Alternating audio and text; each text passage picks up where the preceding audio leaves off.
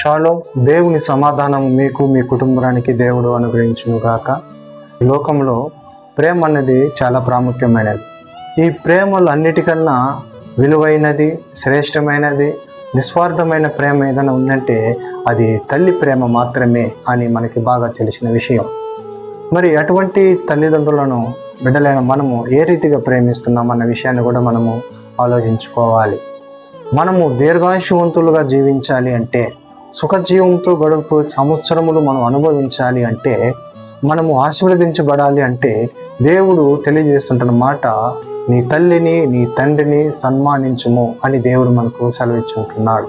దేవుని యొక్క ప్రేమకు సాదృశ్యము తల్లిదండ్రుల యొక్క ప్రేమ, తల్లిదండ్రుల యొక్క త్యాగము వలనే మనం ఈ రోజున సుఖంగా జీవిస్తుంటున్నాం.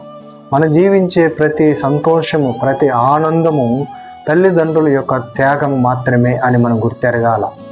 వారు మన కొరకు చేసిన ఆ యొక్క త్యాగమే ఈ రోజున మనము ఈ యొక్క చదువు కావచ్చు, మంచి ఉద్యోగం కావచ్చు, మంచి హోదా కావచ్చు, మంచి పేరు ప్రఖ్యాతులు కావచ్చు, ఇవన్నీ ఎలా మనకు వచ్చినాయంటే మనము సంపాదించుకుంటూ వచ్చినవి కాదు, కానీ మన కొరకు తల్లిదండ్రులు త్యాగము చేశారు. వారి యొక్క ఆనందాన్ని త్యాగం చేశారు, వారి యొక్క కష్టాన్ని త్యాగం చేశారు, వారి యొక్క చెమటను త్యాగం చేశారు, కానీ వారి యొక్క కోరికలను త్యాగం చేశారు. వారి ఉద్దేశాలన్నిటినీ నా జీవితంలో చూసుకోవాలని తల్లిదండ్రులు మనల్ని అంతగా ప్రేమించుతున్నారు. అటువంటి తల్లిదండ్రులను అయినా మనము ఏ రీతి వాళ్ళని ప్రేమిస్తున్నామన్న విషయాన్ని మనం ఆలోచించుకోవాలి. ఈ లోకంలో స్నేహం అవసరం, బంధుమిత్రుల ప్రేమ అవసరం, కానీ అతి ప్రాముఖ్యమైనది తల్లి ప్రేమ, తండ్రి ప్రేమ.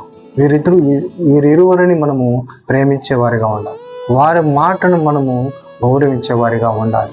వారి ఏమొత్తి మనకు తెలియజేస్తారో దాన్ని మనము అనుసరించేవారిగా ఉండాలని దేవుడు మనకు తెలియజేస్తున్నాడు.